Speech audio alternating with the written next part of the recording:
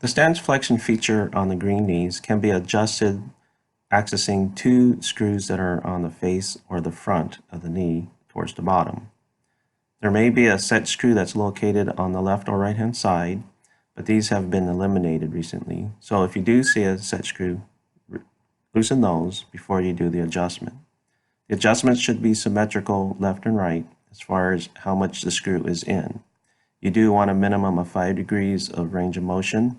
You do not want any less. You also do not want to be able to manually simply go up to the maximum of 12 degrees range of motion as well. If this occurs, there could be excessive stability that occurs when the wearer is walking, and they may not be able to initiate knee flexion effectively. Also on the pneumatic knee, this could create a clunking sound. So if you experience any of these, adjust the stance flexion feature so that there is some preload on the fifth bar. Remember, the patient will feel this. We may not necessarily see it.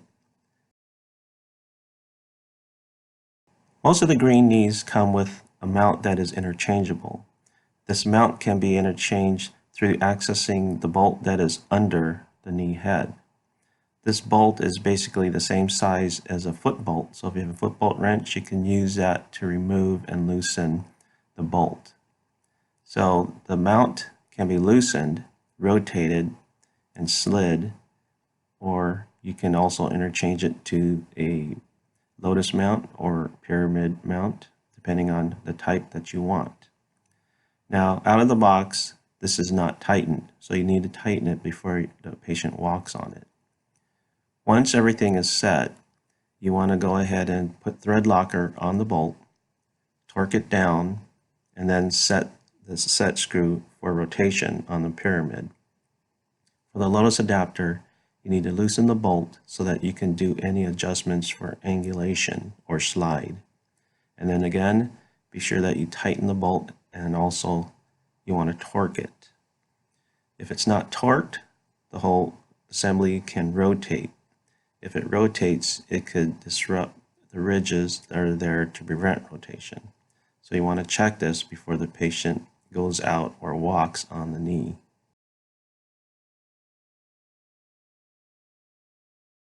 There's a head tilt adjustment available on the green family knees. This is found under the head of the knee and usually is a 5mm screw. Now before you do the adjustment, you need to loosen the set screw, and this is usually on the left or the right hand side depending on the knee. And then you'll do the adjustment through that 5mm screw. You want to reduce the adjustment to a range of only 1 to 2 degrees. This is simply to reduce the initiation of knee flexion that may be difficult for some new wearers, or to increase some stability. If you have a locking knee, you need to be cautious of how much adjustment you do, because you can inadvertently override the lock so that the lock will not engage. The head tilt feature should not be used to get additional range of motion and flexion or extension. This is to fine-tune the knee function. If you inadvertently adjust it the wrong way, you can make the knee unstable and could possibly make the patient fall. So if you look, the knee in the center is where it is out of the box, basically. Now if you go on, you make the knee more unstable by turning the screw clockwise. What this will do is tilt the head backwards. This will make the instant knee center move forward and down, which will make it more unstable.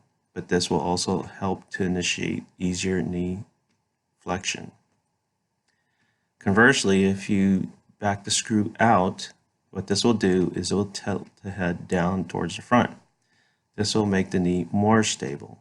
It will also make it more difficult to initiate knee flexion during walking. But if these are some of the things you need to do for your patient, then that's what the head tilt adjustment is for. It is not to increase or decrease range of motion if you run out of adjustment. The green family knees also come with an adjustment for the extension spring. Depending on the knee, you'll need to see if there is a set screw to hold the adjustment screw Before making any adjustment, make sure that the set screw is loosened. Now, if you turn the screw in, that will of course increase the spring tension. If you back the screw out, it will loosen the spring tension, and this will decrease the force. Depending on the knee, especially if it's pneumatic knee, the pneumatic knees do not have as much range of motion for adjustment because you need to adjust the pneumatic cylinder.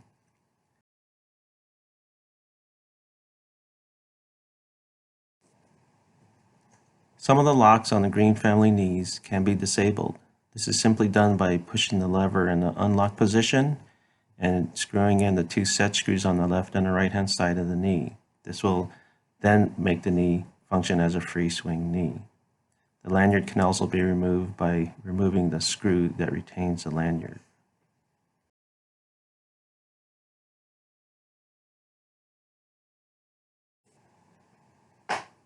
The Green family knees have an adjustment for swing friction. The swing friction adjustments are from the back of the knee. So if you look at the back, you should be able to see some adjustment screws. Usually it'll be in the center, the bottom of the middle link. Depending on the knee, like the 1324, the friction will actually be on the knee head. This is the only time that the screw will be up there. On a pneumatic knee, there is no swing friction adjustment. Again, you want to adjust the pneumatic cylinder. L1324, because the lock is up by the knee head, that friction adjustment will be on the link below. So if you look at the pictures, you can see where the location for the various knees, the friction adjustment will be there. 1326 will be more towards the center of that link. If you look at the 1321 and the L1321, they are in the same location. So if you're going to adjust the swing, it's advisable to adjust the friction first to reduce the heel rise, and then adjust the spring so that you can get the speed that you want. Now remember, mechanical knees, it's a limited adjustment. If they have variable gait, then you might want to look at a pneumatic knee.